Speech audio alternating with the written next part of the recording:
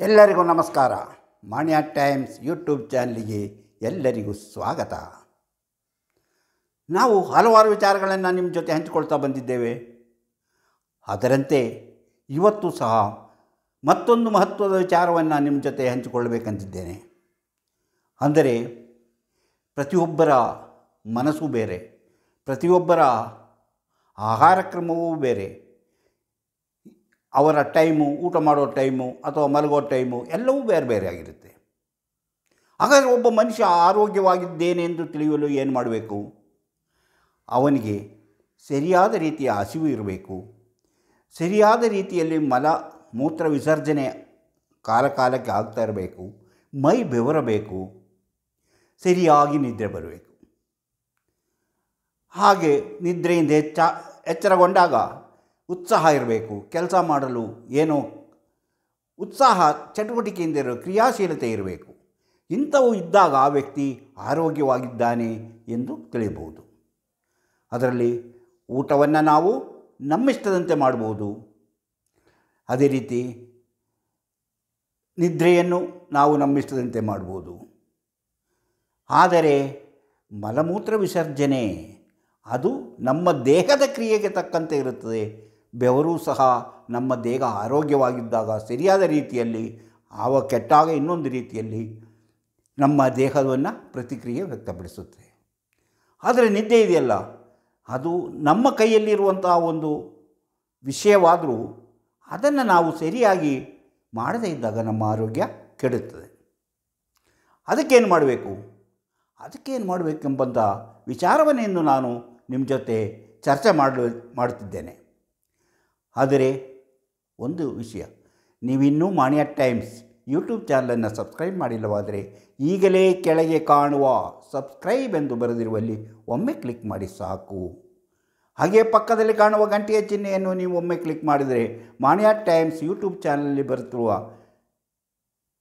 ಯಾವುದೇ ಒಂದು ಹೊಸ ವಿಡಿಯೋ ಅಪ್ಲೋಡ್ ಆದ ಕೂಡಲೇ ನಿಮ್ಮ ಮೊಬೈಲಿಗೆ ನೋಟಿಫಿಕೇಷನ್ ಬರುತ್ತೆ. ನೀವು ಎಲ್ಲ ವಿಡಿಯೋಗಳನ್ನು ನೋಡಿ ಹೆಚ್ಚು ಹೆಚ್ಚು ವಿಷಯಗಳನ್ನು ತಿಳಿದುಕೊಂಡು ನಿಮ್ಮ ಜೀವನದಲ್ಲಿ ಯಾವುದು ಅವಶ್ಯಕವೋ ಅದನ್ನು ಅಳವಡಿಸಿಕೊಂಡಾಗ ನೀವು ಜೀವನದಲ್ಲಿ ಯಶಸ್ವಿಯಾಗುತ್ತೀರಿ. ನಿಮ್ಮ ಆರೋಗ್ಯವನ್ನು ಕಾಪಾಡಿಕೊಳ್ಳಬಹುದು, ನಿಮ್ಮ ಹಣಕಾಸು ವ್ಯವಸ್ಥೆಯನ್ನು ಸರಿಪಡಿಸಿಕೊಳ್ಳಬಹುದು, ನಿಮಗೆ ಸುಖವಾಗಿ ನಿದ್ದೆ ಮಾಡಬಹುದು, ಯಾವ ಚಿಂತೆ ಇರೋದಿಲ್ಲ. ಅದೇ ರೀತಿ ಪ್ರತಿಯೊಂದು ವಿಡಿಯೋವನ್ನು ಆರಂಭದಿಂದ ಕೊನೆವರೆಗೂ ನೋಡಿ, ಲೈಕ್ ಮಾಡಿ ಶೇರ್ ಮಾಡಿ ಪ್ರೋತ್ಸಾಹ ಕೊಡಿ. ಅದೇ ನಾನು ಹೇಳ್ತಾ ಇದ್ದೀನಲ್ಲ, ನಿಮಗೆ ಒಂದೇ ನಿಮಿಷದಲ್ಲಿ ನಿದ್ರೆ ಮಾಡಬಹುದೇ? ಕೆಲವರು ಹೇಳ್ತಾರೆ ಅರ್ಧ ಗಂಟೆ, ಕೆಲವರು 5 ಗಂಟೆ, 5 ನಿಮಿಷ, ಕೆಲವರು 10 ನಿಮಿಷ, ಕೆಲವರು 15 ನಿಮಿಷಕ್ಕೆ ನಿದ್ದೆ ಮಾಡ್ಬೋದು ಅಂತ ಹೇಳ್ತಾರೆ. ಹೌದು, ನಿದ್ದೆ ಮಾಡ್ಬೋದು. ಆದರೆ ಅದು ಹೇಗೆ ನಿದ್ದೆ ಮಾಡೋದು? ನಿದ್ರೆ ಮಾಡೋಕ್ಕೇನು ವಿದ್ಯೆ? ಅದಕ್ಕೇನು ಸುಲಭವಾಗಿ ನಿದ್ದೆ ಮಾಡಲು ಏನು? ಒಂದೇ ನಿಮಿಷದಲ್ಲಿ ನಿದ್ದೆ ಮಾಡಲು ಏನು ಮಾಡಬೇಕು? ಆದರೆ ಒಂದೇ ನಿಮಿಷದಲ್ಲೂ ಮಾಡ್ಬೋದು, 5 ನಿಮಿಷದಲ್ಲೂ ಮಾಡ್ಬೋದು. ಅದೆಲ್ಲವೂ ನಿಮ್ಮ ಕೈಯಲ್ಲಿದೆ. ಅದಕ್ಕೆ ಬೇಕಾದ ಕೀ ನಿಮ್ಮ ಹತ್ರನೇ ಇದೆ. ಅದು ಏನೆಂದು ತಿಳಿದುಕೊಂಡರೆ ಸುಲಭವಾಗಿ ನಿದ್ರಿಸಬಹುದು. ಅದು ಏನೆಂದು ತಿಳ್ಕೊಳ್ಳಿ.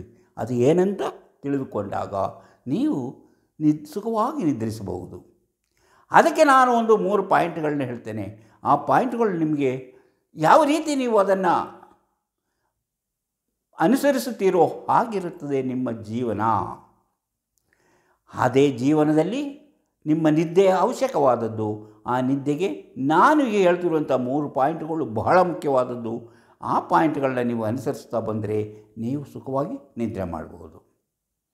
ಮೊದಲನೇದಾಗಿ, ಬೇಡದ ನೆಗೆಟಿವ್ ಚಿಂತೆಗಳನ್ನು ಮನಸ್ಸಿನಿಂದ ತೆಗೆದುಹಾಕಬೇಕು. ಅದನ್ನು ನೀವೇ ತೆಗೆಯಬೇಕು. ಅಂದರೆ ಏನಿದು ಚಿಂತೆ ಅಂತಿರಲ್ಲ? ಹೌದು, ಪ್ರತಿಯೊಬ್ಬರು ಮಲಗಿದ ಕೂಡಲೇ ಅವನಿಗೆ 4 ಕಡೆಯಿಂದನೂ ಏನೇನೋ ಚಿಂತೆಗಳು, ನೆಗೆಟಿವ್ ಚಿಂತೆಗಳು. ನನ್ನ ಭವಿಷ್ಯ ಏನಿರುತ್ತೋ, ನಾನು ನಾಳೆ ಮಾಡುವ ಕೆಲಸ ಹೇಗಿರುತ್ತೋ, ನಾನು ಅವ್ರನ್ನ ಭೇಟಿಯಾದಾಗ ಹೆಂಗೆ ಆಗುತ್ತೋ, ಏನಾಗುತ್ತೋ, ನಾನು ಮಾಡಿದ ತಪ್ಪಾಯ್ತಾ, ನಾನು ಸರಿ ಆಯಿತಾ, ಅಥವಾ ಏನಾದರೂ ಒಂದು ಯೋಚನೆ, ಯಾವುದೋ ಚಿಂತೆ ನಿಮ್ಮನ್ನು ಕಾಡಲಾರಂಭಿಸುತ್ತದೆ. ಅದು ಪ್ರತಿಯೊಬ್ಬರಿಗೂ ಮಲಗಿದೊಡನೆ ಇಂತಹ ಚಿಂತೆಗಳು ನಿದ್ದೆ ಬಂದ ಅದರೊಂದಿಗೆ ನಿಮ್ಮ ನಿದ್ದೆಯೂ ದೂರ ಹೋಗುತ್ತದೆ. ನಿದ್ದೆ ದೂರವಾದೊಡನೆ ನೀವೇನು ಮಾಡ್ತೀರಿ? ಅಯ್ಯೋ ನನಗೆ ನಿದ್ದೆ ಬರಲಿಲ್ಲ, ಹೊರಳಾಡೋಕ್ಕೆ ಶುರು ಮಾಡ್ತೀರಿ. ಆವಾಗ ಆ ಚಿಂತೆಗಳಿಗೆ ಯಾವ ನಾವು ಒಂದು ಸಣ್ಣ ಬೆಂಕಿ ಕಡ್ಡಿ ಗೀರಿ ಇಟ್ಟಿದೆವೋ ಹಾಗೆ ನಿಮ್ಮ ತಲೆಯೊಳಗೆ ಬೆಂಕಿ ಕಡ್ಡಿ ಗೀರಿಟ್ಟ ಜ್ವಾಲೆಯಾಗಿ ಮೇಲೆದ್ದಂತೆ ನಿಮ್ಮ ಚಿಂತೆಗಳು ಕುಣಿಯಲಾರಂಭಿಸುತ್ತದೆ. ಚಿಂತೆಗಳು ಕುಣಿಯಲಾರಂಭಿಸಿದಾಗ ನಿದ್ದೆ ಎಂಬುದೇ ನಿಮಗೆ ಕನಸಾಗಿ ಉಳಿಯುತ್ತದೆ. ನಿದ್ದೆ ಮಾಡಲು ಸಾಧ್ಯವಾಗುವುದಿಲ್ಲ. ಅಂತಹ ಚಿಂತೆಗಳನ್ನು ನೀವು ನಿಮ್ಮ ಮನಸ್ಸಿನಿಂದ ತೆಗೆದುಹಾಕಬೇಕು. ಅದು ಹೇಗೆ ತೆಗೆದುಹಾಕಬೇಕು ಅಂತ ನಿಮಗೆ ಗೊತ್ತು, ನಾನು ಹೇಳಿದ್ರಾಗುತ್ತಾ? ಆದರೆ ಚಿಂತೆಗಳು ಬಂದಾಗ ನೀವು ಅದನ್ನು ಹೋಗಲಾಡಿಸುವುದು ಹೇಗೆಂದರೆ, ಭವಿಷ್ಯದ ಚಿಂತೆಯನ್ನು ಮರೆತು ಬಿಡಿ, ನಾಳೆ ಏನಾಗುತ್ತದೆಂಬುದನ್ನು ಮರೆತು ಬಿಡಿ. ನೀವು ಈಗ ಮಾಡಬೇಕಾದದ್ದೇನೆಂಬುದನ್ನು ದೃಢವಾಗಿ ನಂಬಿ ನಿಮ್ಮ ಮನಸ್ಸನ್ನೇ ಅಂದುಕೊಳ್ಳಿ. ಈ ಚಿಂತೆಗಳು ಯಾವುದು ನಾಳೆಯದು, ನನಗೆ ನಾಳೆ ಬೇಕಾಗಿಲ್ಲ, ಇವತ್ತು. ನಾಳೆ ನಮ್ಮ ಬದುಕು ಹೆಂಗಿರುತ್ತೋ ಏನೋ ನಮಗೆ ಗೊತ್ತಿಲ್ಲ. ಆದರೆ ಈಗ ನಾನು ಬದುಕಿದ್ದೇನೆ, ಈಗ ನಾನು ನಿದ್ದೆ ಮಾಡಬೇಕು. ನಾನು ನಿದ್ದೆ ಮಾಡದಿದ್ದರೆ ನನ್ನ ಆರೋಗ್ಯ, ನನಗೆ ನಾಳೆ ಬದುಕಬೇಕಂದರೂ ನನ್ನ ಆರೋಗ್ಯ ಕೆಡುತ್ತದೆ. ಆದುದರಿಂದ ನಾನು ನಿದ್ದೆ ಮಾಡಲೇಬೇಕು.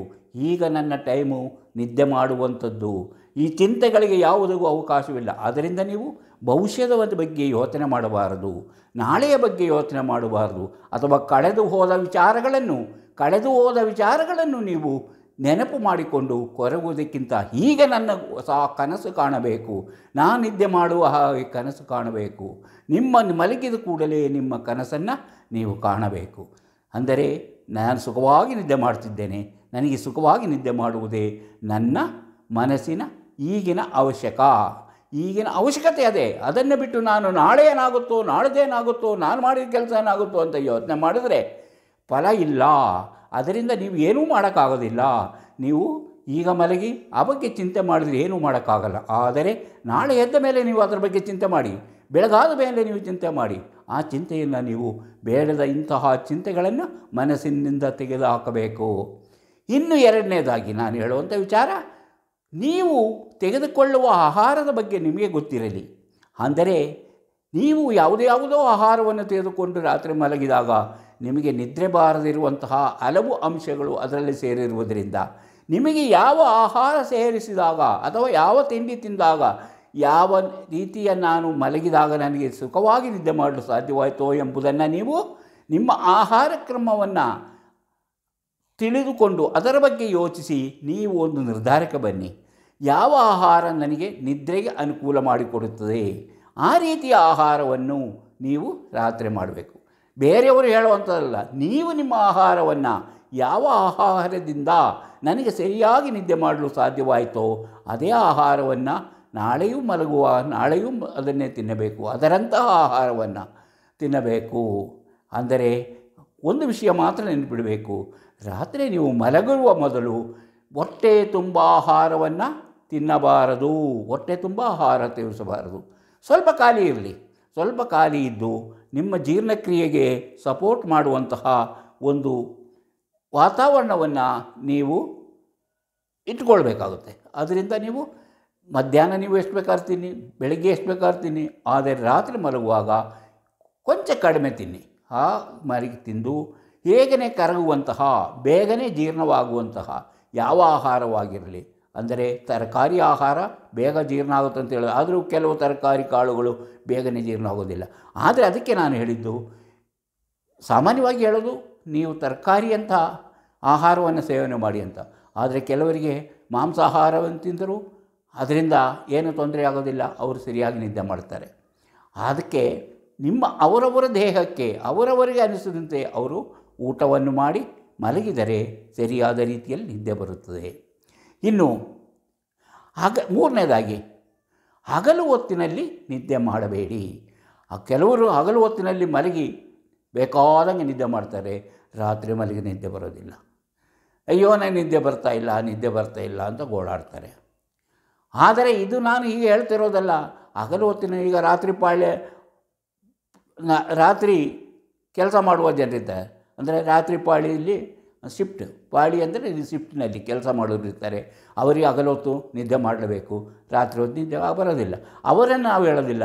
ಆದರೆ ಕೆಲವು ಡ್ರೈವರ್ಗಳು ದೂರ ಪ್ರಯಾಣ ಮಾಡಬೇಕು, ಅವರು ಬಂದು ರಾತ್ರಿ ನಿದ್ದೆ ಮಾಡೋದಿಲ್ಲ, ಹಗಲೊತ್ತು ನಿದ್ದೆ ಮಾಡ್ತಾರೆ. ಅವರ ಬಗ್ಗೆ ಎಲ್ಲ ನಾನು ಹೇಳ್ತಿರೋದು. ರಾತ್ರಿ ಹೊತ್ತು ನಿದ್ದೆ ಮಾಡಬೇಕಾಗಿದ್ದ ಹೆಚ್ಚಿನ ಜನರ ಒಂದು ಗುಣ, ಆ ರಾತ್ರಿ ಹೊತ್ತು ನಿದ್ದೆ ಮಾಡಬೇಕಾದವರು ಹಗಲು ಹೊತ್ತು ನಿದ್ದೆ ಮಾಡಬಾರ್ದು. ಬೇಕಾದರೆ ಮಧ್ಯಾಹ್ನ ಊಟ ಆದಮೇಲೆ ಒಂದು ಅರ್ಧ ಗಂಟೆ ಸುಮ್ಮನೆ ಮಲಗಿರಬೇಕು, ಅದಕ್ಕಿಂತ ಜಾಸ್ತಿ ಮಲಗಬಾರ್ದು. ಹೆಚ್ಚಂದರೆ 45 ನಿಮಿಷ ಅಷ್ಟೇ ಮಲಗಿ ಎದ್ದೇಳಬೇಕು. ಅಷ್ಟು ಮಲಗಿದ್ರೆ ಅವರಿಗೆ ಏನು ತೊಂದರೆ ಆಗೋದಿಲ್ಲ.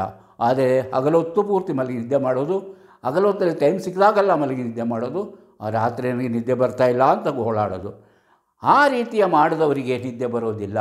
ನಾನು ಇಲ್ಲಿ ಹೇಳ್ತಿರೋ ವಿಚಾರ, ನಿದ್ರೆ ಬರುವವರಿಗೆ ಏನಿದ್ರೂ ತೊಂದರೆ ಇಲ್ಲ. ಚಿಂತೆ ಇಲ್ಲದವನಿಗೆ ಸಂತೆಯಲ್ಲೂ ನಿದ್ದೆ ಬರುತ್ತದೆ, ಅಥವಾ ನಾವು ಎಲ್ಲಿ ಮಲಗಿದ್ರೂ ನಿದ್ದೆ ಬರುತ್ತೆ. ಆದರೆ ಈ ರೀತಿಯ ತೊಂದರೆ ಇರುವವರು, ನಿದ್ರೆ ಇಲ್ಲ ಎಂಬುದು ತೊಂದರೆ ಪಡುವವರು ಈ 3 ಪಾಯಿಂಟ್ಗಳನ್ನು ಸರಿಯಾಗಿ ಅನುಸರಿಸುತ್ತಾ ಬಂದರೆ ನೀವು ಸರಿಯಾದ ರೀತಿಯಲ್ಲಿ ನಿದ್ದೆ ಮಾಡ್ಬೋದು. ಅದಕ್ಕೆ ನೀವೇ ಮಾಡ್ಕೋಬೇಕು, ಇನ್ನೊಬ್ಬರು ಅದನ್ನು ಕೊಡೋದಿಲ್ಲ. ನಿದ್ದೆ ಬೇಕಾದನ್ನು ನೀವೇ ಮಾಡ್ಕೋಬೇಕಾಗಿದ್ದು. ಆದರೆ ಈ ಎಲ್ಲ ರೀತಿಯನ್ನು ನೀವು ಮಾಡಿಕೊಂಡ್ರು ಕೆಲವರು ಇನ್ನೂ ನಿದ್ದೆ ಬರಲ್ಲ, ಡಾಕ್ಟ್ರ್ ಹತ್ರ ಬಳಿ ಹೋಗ್ತೀರಿ, ಡಾಕ್ಟರು ಏನೋ ಔಷಧಿ ಕೊಡ್ತಾರೆ, ನಿದ್ರೆ ಔಷಧಿ ಕೊಡ್ತಾರೆ, ಅದನ್ನು ತಿಂತೀರಿ, ಅದರಿಂದ ಬರುತ್ತೆ. ಅದೊಂದು ಅಭ್ಯಾಸ ಆಗ್ಬಿಡುತ್ತೆ, ನಿಮಗೆ ಅದು ದೊಡ್ಡ ಅಪಾಯವನ್ನು ತಂದೊಡ್ಡುತ್ತೆ.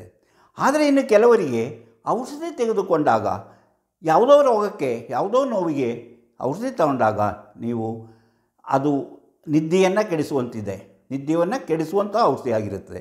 ಆದ್ದರಿಂದ ಅಂತಹ ಔಷಧಿಯನ್ನು ನೀವು ಡಾಕ್ಟ್ರಿಗೆ ಹೇಳಿ, ಡಾಕ್ಟ್ರ್ ಹತ್ರ ಇದರ ಟೈಮನ್ನು ಸ್ವಲ್ಪ ಕೊಡ್ತೀರ ಸಾಧ್ಯವೇ ಅಂದರೆ ಸಾಯಂಕಾಲ ತೆಗೆದುಕೊ ಅಂತ ಹೇಳಿದ್ದನ್ನು ಬೆಳಿಗ್ಗೆ ತೆಗೆದುಕೊಳ್ಳುವಂಥ ರೀತಿಯಲ್ಲಿ ಬದಲಾವಣೆ ಮಾಡಿದರೆ ರಾತ್ರಿ ಮಲಗುವಂತಹ ನಿದ್ದೆ ಬಾರದೇ ಇರುವಂತಹ ಸಮಸ್ಯೆಯಿಂದ ನೀವು ಪಾರಾಗುವುದು. ಆದರೆ ಹೆಚ್ಚಿನ ಡಾಕ್ಟ್ರು ಏನು ಮಾಡ್ತಾರೆ, ನಿದ್ದೆ ಬರ್ತಾ ಇಲ್ವೋ, ನಿದ್ದೆ ಮಾತ್ರೆ ಬರೆದುಕೊಡ್ತಾರೆ. ಅದನ್ನು ನೀವು ದಯವಿಟ್ಟು ತೆಗೆದುಕೊಳ್ಬೇಡಿ. ನಿಮ್ಮ ಮಾತ್ರೆಯನ್ನು ಬದಲಾಯಿಸಿಕೊಳ್ಳೋದು ಅಥವಾ ಅದರ ಟೈಮನ್ನು ಬದಲಾಯಿಸಿಕೊಳ್ಳುವುದರಿಂದ ನಿಮಗೆ ನಿದ್ದೆ ಮಾಡಲು ಅನುಕೂಲವಾಗುತ್ತದೆ. ಇನ್ನು ನಾನು ಮೊದಲೇ ಹೇಳಿದಂಗೆ ಬೆಡ್ರೂಮು ಕ್ಲೀನಾಗಿರಲಿ, ಸ್ವಚ್ಛವಾಗಿರಲಿ, ಅದೇ ರೀತಿ ನಿಮ್ಮ ಹಾಸಿಗೆ ಸರಿಯಾಗಿರಲಿ, ಸ್ವಚ್ಛವಾಗಿರಲಿ, ಗಾಳಿ ಬೆಳಕು ಚೆನ್ನಾಗಿ ಬರ್ತಾ ಇರಲಿ. ಆದರೆ ನೀವು ಮಲಗುವಾಗ ಮಾತ್ರ ಆ ಕೋಣೆಯೊಳಗೆ ಬೆಳಕಿರಬಾರದು, ಗಾಳಿ ಮಾತ್ರ ಇರಬೇಕು. ನಿಮ್ಮ ಮೈಯನ್ನು ಆ ಕೋಣೆಯ ವಾತಾವರಣಕ್ಕಿಂತ ಕಡಿಮೆ ಇರುವಂತೆ ನೋಡಿಕೊಳ್ಳಿ. ಅದಕ್ಕೆ ನೀವು ಸ್ನಾನ ಮಾಡಬೇಕು, ಅಥವಾ ರೂಮಿನ ವಾತಾವರಣವೇ ಬದಲಾಯಿಸಿಕೊಳ್ಳುವಂತಹ ವ್ಯವಸ್ಥೆ ಇದ್ದರೆ ಅದನ್ನು ಮಾಡ್ಕೋಬೋದು. ಇಲ್ಲ ನೀವು ಅದೇ ರೀತಿ ನೀವು ನೀವು ಸ್ಕ್ರೀನಿಂಗ್ ಅಂತ ಮೊದಲೇ ಹೇಳಿದ್ದೀನಿ. ಸ್ಕ್ರೀನಿಂಗ್ ಮಲಗುವುದಕ್ಕಿಂತ 2-3 ಗಂಟೆ ಮೊದಲೇ ನೀವು ಸ್ಕ್ರೀನಿಂಗನ್ನು ನಿಲ್ಲಿಸಿಬಿಡಿ. ಅಂದರೆ ಟಿ ವಿ ನೋಡುವುದು, ಕಂಪ್ಯೂಟರ್ ನೋಡುವುದು, ಮೊಬೈಲ್ ನೋಡುವುದು, ಇದನ್ನು ನಿಲ್ಲಿಸಿಬಿಟ್ಟು ನೀವು ಮಲಗಿ. ನಾನು ಹೇಳ್ತಾ ಇರೋದು ನಿದ್ರೆ ಬಾರದೇ ಇರುವವರಿಗೆ ಮಾತ್ರ. ನಿದ್ರೆ ಬರುವವರಿಗೆ, ನಿದ್ರೆ ಮಾಡಲು ಯಾವ ತೊಂದರೆ ಇಲ್ಲದಿದ್ದವರು ಏನು ಬೇಕಾದ್ರೂ ಮಾಡಿಕೊಳ್ಳಿ, ಅದರಲ್ಲಿ ಯಾವುದೂ ಇಲ್ಲ. ಆದರೆ ನಿಮಗೆ ನಿದ್ದೆ ಮಾಡಲು ಬರುತ್ತಿಲ್ಲವೇ, ರಾತ್ರಿ ಮಲಗ ನಿದ್ದೆ ಬರುತ್ತಿಲ್ಲವೇ ಅಂಥವರು ಮಾತ್ರ ಇದನ್ನು ಅನುಸರಿಸಬೇಕು. ಈಗ ನಿಮ್ಮ ಆಹಾರ ಕ್ರಮವನ್ನು ಬದಲಾಯಿಸಿಕೊಳ್ಳಿ. ನೀವು ಬೇಡದ ಚಿಂತೆಯನ್ನು ಬಿಟ್ಟುಬಿಡಿ, ಹಾಗೂ ಹಗಲು ಹೊತ್ತು ನಿದ್ದೆ ಮಾಡುವುದನ್ನು ಬಿಟ್ಟುಬಿಡಿ. ಇಂತಹ ಕೆಲಸಗಳಿಂದಾಗಿ ನೀವೇ ನಿಮ್ಮ ನಿದ್ರೆಯ ಸಮಯವನ್ನು ಕಡಿಮೆ ಮಾಡಿ. ಒಂದು 8 ಗಂಟೆ ಸಮಯ ಆದರೂ ನಿದ್ದೆ ಮಾಡುವ, ಅಥವಾ 6 ಗಂಟೆ ಸಮಯ ಆದರೂ ನಿದ್ದೆ ಮಾಡಬೇಕು. ಅದನ್ನು ನೀವು ನಿಶ್ಚಿತವಾದ ಒಂದು ಕ್ರಮವಾಗಿ ಮಲಗುವುದು ಮತ್ತು ಎದ್ದೇಳುವುದು ಎರಡನ್ನೂ ಮಾಡಿಕೊಳ್ಳಿ. ಅಂದರೆ ಕ್ರಮವಾಗಿ 10 ಗಂಟೆಗೆ ನೀವು ಮಲಗೋದಾದರೆ 10 ಗಂಟೆಗೆ ಮಲಗಿ ದಿವಸವು, ಆಮೇಲೆ ಎದ್ದೇಳೋದು 5-6 ಗಂಟೆಗೆ ಎದ್ದೇಳಿ. ಅದನ್ನು ಅಭ್ಯಾಸ ಮಾಡಿಬಿಟ್ಟು ಆಗ ನಿಮಗೆ ನಿದ್ದೆ ಕರೆಕ್ಟಾಗಿ ಬರುತ್ತದೆ. ಇಂತಹ ಅಭ್ಯಾಸವನ್ನು ಮಾಡಿಕೊಳ್ಳಿ. ಆಮೇಲೆ ನಿಮ್ಮ ಬಯಾಲಜಿಕಲ್ ಕ್ಲಾಕ್ ಸರಿಯಾಗುತ್ತೆ. ಹೀಗೆ ನೀವು ನಿದ್ದೆಗೆ ಬೇಕಾದ ವ್ಯವಸ್ಥೆಯನ್ನು ಮಾಡಿಕೊಂಡ್ರೆ ನೀವು ಸುಖವಾಗಿ ನಿದ್ರೆ ಮಾಡ್ತೀರಿ. ನಿಮ್ಮ ಆರೋಗ್ಯವು ಚೆನ್ನಾಗಿರುತ್ತದೆ. ನಾನು ಮೊದಲೇ ಹೇಳಿದೆ, ನಿಮ್ಮ ಆರೋಗ್ಯ ಚೆನ್ನಾಗಿದೆ ಅಂತ ಹೇಳಬೇಕಾದ್ರೆ ಬೆವರು, ಮಲಮೂತ್ರ, ಹಸಿವು, ನಿದ್ರೆ ಇಷ್ಟು ಸರಿಯಾಗಿದ್ದರೆ ನೀವು ಆರೋಗ್ಯವಾಗಿದ್ದೀರಿ, ಉತ್ಸಾಹವಾಗಿದ್ದೀರಿ ಎಂದು ಅರ್ಥ. ಇಂತಹ ಮತ್ತೊಂದು ವಿಡಿಯೋವನ್ನು ಬರುತ್ತೇನೆ. ಅದು ಇಂತಹ ವಿಚಾರಗಳನ್ನು ಮತ್ತು ಇನ್ನೂ ಹಲವು ವಿಡಿಯೋಗಳು ಬರಬಹುದು. ಅದಕ್ಕಿಂತ ಈ ಮೊದಲು ನಿಮಗೆ ಇಷ್ಟು ಹೊತ್ತು ಈ ವಿಡಿಯೋ ನೋಡಿದ ನೀವು ಇನ್ನೂ ಮಾಣಿಯ ಟೈಮ್ಸ್ ಯೂಟ್ಯೂಬ್ ಚಾನಲನ್ನು ಸಬ್ಸ್ಕ್ರೈಬ್ ಮಾಡಿಲ್ಲವಾದರೆ ಈಗಲೇ ಕೆಳಗೆ ಕಾಣುವ ಸಬ್ಸ್ಕ್ರೈಬ್ ಎಂದು ಬರೆದಿರುವಲ್ಲಿ ಒಮ್ಮೆ ಕ್ಲಿಕ್ ಮಾಡಿ ಸಾಕು. ಅದರಲ್ಲೇ ಪಕ್ಕದ ಗಂಟೆಯನ್ನು ಕ್ಲಿಕ್ ಮಾಡಿದರೆ ಮಾಣಿಯ ಟೈಮ್ಸಲ್ಲಿ ಯಾವುದೇ ಹೊಸ ವಿಡಿಯೋ ಅಪ್ಲೋಡ್ ಮಾಡಿಕೊಳ್ಳೆ ನಿಮ್ಮ ಮೊಬೈಲಿಗೆ ನೋಟಿಫಿಕೇಷನ್ ಬರುತ್ತದೆ. ನೀವು ಅದರಲ್ಲಿ ಹೆಚ್ಚು ವಿಷಯಗಳನ್ನು ತಿಳ್ಕೊಂಡು ನಿಮ್ಮ ಜೀವನಕ್ಕೆ ಯಾವುದು ಅವಶ್ಯಕವೋ ಅದನ್ನು ಅಳವಡಿಸಿಕೊಂಡಾಗ ನೀವು ಜೀವನದಲ್ಲಿ ಮುಂದುವರಿಯುತ್ತೀರಿ, ಯಶಸ್ವಿಯಾಗುತ್ತೀರಿ. ಅದೇ ರೀತಿ ಪ್ರತಿಯೊಂದು ವಿಡಿಯೋವನ್ನು ಆರಂಭದಿಂದ ಕೊನೆಯವರೆಗೂ ನೋಡಿ, ಲೈಕ್ ಮಾಡಿ, ಶೇರ್ ಮಾಡಲು ಮರೆಯಬೇಡಿ. ಇಂತಹ ಮತ್ತೊಂದು ವಿಡಿಯೋದೊಂದಿಗೆ ಮತ್ತೆ ಬರುತ್ತೇನೆ.